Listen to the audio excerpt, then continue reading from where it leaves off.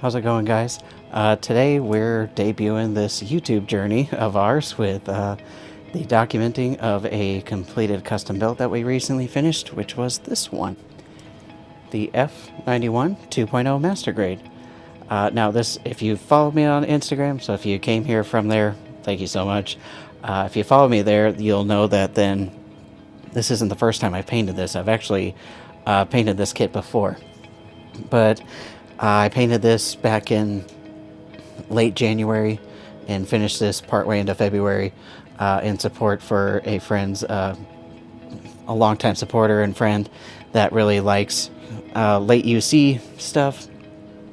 And for February, they just post lots of stuff related to that, so I wanted to contribute and offer up this, not only my creative take on an F-91, but also support a friend for something he really likes and something he's really passionate for, which is late UC. So F-91, F-90, Hathaway's Flash, all that late UC stuff. Victory, he loves it. Just he knows so much about it, so I definitely turn to him when it comes to more knowledge on this, on the Gundam lore stuff. I wanted to put my creative take on one of these because the first one I did, this one's really cool because I've got the LED kit for it. I need to source that for this one that we finished, so in due time I'll do that so I can display it the same way. If you're a bit into racing or you're a Ford guy, that one was loosely, I'll say loosely because it's not like to a T, but very heavily inspired by the GT40 number 2 car from that iconic Le Mans race where Ford finally beat Ferrari. This one, it's got purple on it, so that's kind of like my thing. Not my sole thing, but I really enjoy incorporating purples where I can, because just one of my, I don't know, it's a fun color to use on Gunpla to me personally. So let's get briefly into the colors that we used on this one. So here on the chest armor that we see here, and a little bit accents throughout the build too on the hand guards too. We use the SMS Color Shift Wormhole. That's just a glossy black base coat. You spray this color shift over it, and then you put a couple coats of gloss over it so that way it's nice and shiny. Depending on how the light hits it, or if it's warm or cool light, that can kind of determine which colors stand out most. Under this warm lighting, the purple definitely stands out much more. Under cooler lighting, which you'll see in beat roll footage, you definitely see a lot more of the blue pop out. So that's kind of the whole gimmick behind the color shifts, just to make something interesting here. So for these light blue parts that are on here, these light metallic blue accent parts, we used another paint from the scale model supply, the SMS blue-green flip, which again, that depends on what kind of base coat you put down. If you put a white base coat down and spray that color over it, you get this light metallic blue. If you spray a black base coat down and you spray that paint over it, you get a deep metallic green color. And these yellow parts that you see here, that's Gaia Notes fluorescent yellow.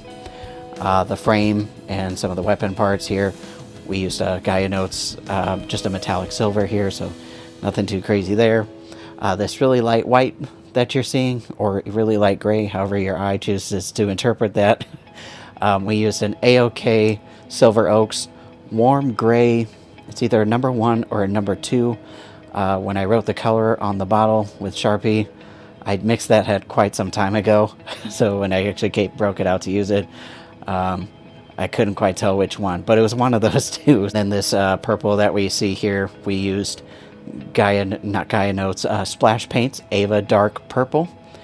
And then for the leg here that we see that light purple here very predominantly, and obviously on some other accent parts throughout the build, we used Gaia Notes Million Blue. It really pops out here. Tried to do a little bit of stuff different with shading with this one.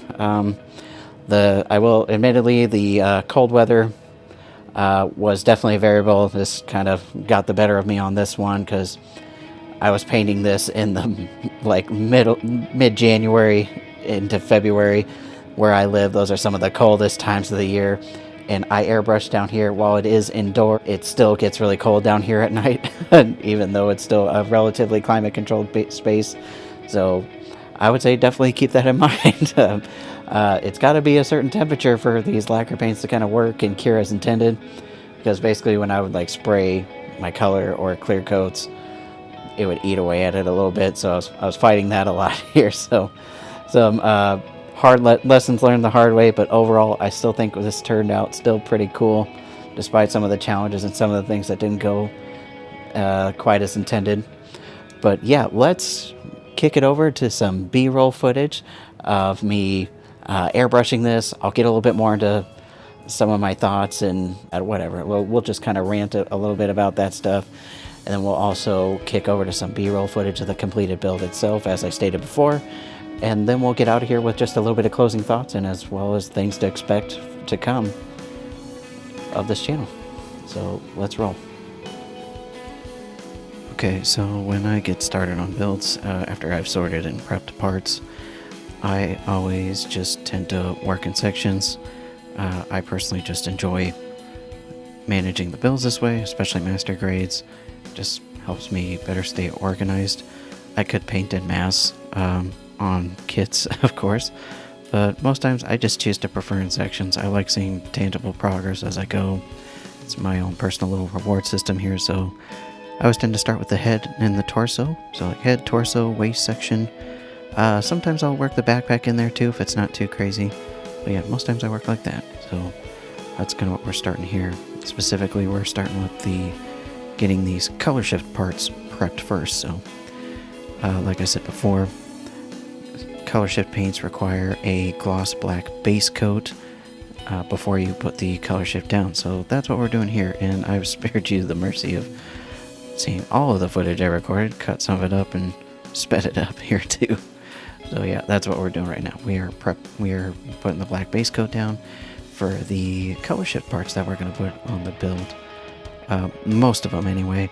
There's some color shift parts that ended up on those like Vulcan weapons that are kind of mounted on the back. I didn't get those right away. I kind of missed those. I was a little uncertain initially with what I wanted to do with those weapons, so yeah, we're just gonna push through this stuff here, and we're moving on to getting the white base coat down for those blue-green flip parts that I said before. So a lot of the yellow parts I elected to use the blue-green flip for, so putting the white base coat down for that stuff on these yellow parts. I have a Hobby Meal white surfacer that I used for these, so this took a little bit of time. Then right here, also putting white base coat down for some of the fluorescent yellow parts as well, since I was already putting white primer down for the blue-green flips. So that's what we're doing here. And then moved on to actually spraying an Ava purple gray from Splash Paints here as the base coat for the Ava Dark Splash Paint Ava Dark Purple colors. Again, just instead of like using a darker base coat for shading, since I was already using a dark coat, we went with a light coat here. So essentially kind of highlighting edges was the attempt here. And here we are spraying a little bit of the, is that white? Yeah, that's the white. Some of the AOK white. I guess I must have missed the I guess I missed spraying down the dark gray base coats here. So yeah, actually what we're doing here is the AOK gray. Like I said, it's a warm gray number 1 or number 2. The Sharpie had faded on the bottle because I had mixed this color some time ago, because I was initially going to use it on the Master Grade Hazel custom that I did, but I ended up not using that color. Went with a different one instead. So by the time I had come around to actually using this again, the Sharpie had unfortunately faded. So yeah, we're just doing a little bit of that. We're using a Mr. Hobby Procon. What is that? It's the Procon PS289, I think, or it's the .2 Mr. Hobby Pro Convoy is what we're using for a majority of this airbrushing here. And yeah, we're just kind of moving through this. And then right here, now we're finally spraying some of the color shift here. That again, that's the scale model supply color wormhole. There's some of the beam weaponry. So I didn't get that black base coat on my first go around, but I did actually remember to spray. Spray them. So now we're gonna spray some of the that blue-green flip that we discussed. Again, depending on what base coat you use. If you use a white or a black base coat, that gives you either a dark metallic green color, or like we used on this one with the white base coat, we got the light metallic blue. Did quite a few parts like that, and I didn't really realize how many parts I had done like that, so not captured on camera finally, but I did have to go back and do that blue-green flip a couple times. I didn't realize how many parts I had chosen to do that. And then for these AOK warm gray number 1 or number 2 parts, we used actually another paint color from Splash Paints. We used the German gray from their military line that they had recently released. So just using a gray instead of like a really bold black for that shading. And again, we're kind of coming back here, doing a little bit more of that black base coating here for the weapons. That again, these are some of those other parts that I was initially unsure what I wanted to do, so we went with the color shift. So getting that black base coat down on those now. For the gloss black base coat that we used, I just use it was actually the AOK Silver Oaks Black number 1, so I used that for a black gloss coat here. And here we are again. I'm putting down I put down a black base coat here because I didn't want to use a ton of white trying to cover these transparent beam and shield effects. So I put a black base coat down just to cover those in a hurry because I used much less paint. It seems like it wouldn't make a whole lot of sense, but I actually ended up using a lot less paint that way because I would have been doing like 3 or 4, 5 coats of white paint to cover that translucentness and of the effects parts there. But yeah, here we are. We're putting down some. That's actually the Splash Paints Titan Gray. So I actually used a lighter gray for that one. And then here we are. We're cutting to some footage of just doing some final assembly. This thing had been sitting for a few weeks in its state of being a torso by the time I was able to actually come back and make significant progress. And I kept my original completed build here of the F-91, that race car GD40 number 2. Just kind of kept that. That was actually good to have close by just to compare since it had been a while since I painted it. So let me decide the best approach to put the parts on clips or use other pieces. As you saw while I was spraying that, we used I recycle beam sword effects to use for those like smaller parts. Much easier than trying to modify clips and stuff. So I'm sure other people have probably already done that. I just kind of found that myself and works quite nicely. But yeah, we got the arms assembled here, and then we're going to be moving on to the legs here momentarily. But yeah, just checking to make sure I didn't chip anything. Sometimes that can be a little nerve-wracking when you're doing that final assembly. Stuff can get scuffed or chipped and you're not paying attention. You're just trying to get parts to fit. So to be safe, I removed the side skirts to put these legs on very gently. And you'll kind of see me like yakking away there. I was actually hanging out on Discord with some friends there while I was doing this final assembly here. So that's just how I was passing the time. Most times I'm playing music in my headphones.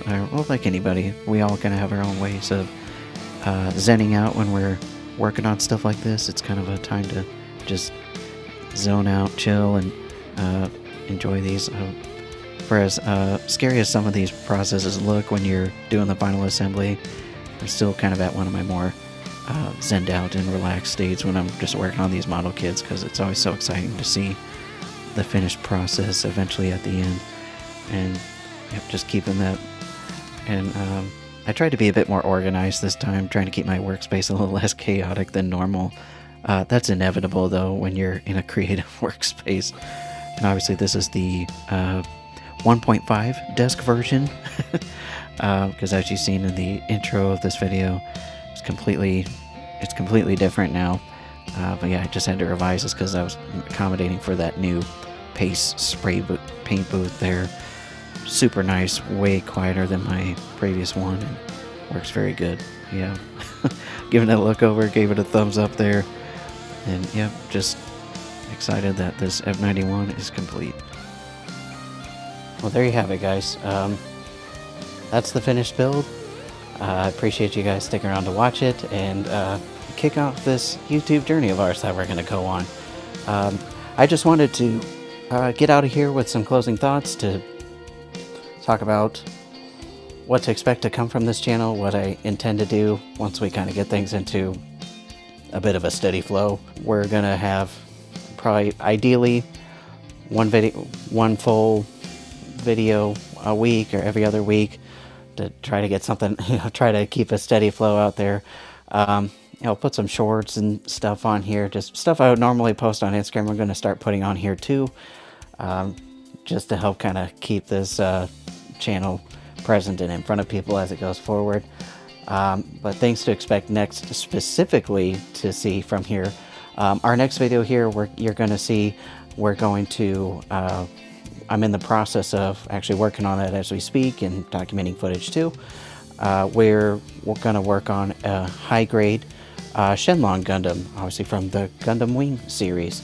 So that's what's going to be next. That's for something that's very special and also in support of a friend too, just like this other one.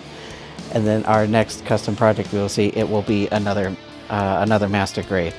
So those are kind of the next two projects in the pipeline. I appreciate you guys. Bear with me as we begin this journey, and I get a little bit better talking on camera, be a little bit more concise, and not get so lost in my random thoughts that I have while I'm in front of camera to cope with the nerves. So appreciate you guys bearing with me. Thanks for watching, and here's the more to come. We'll see you guys later.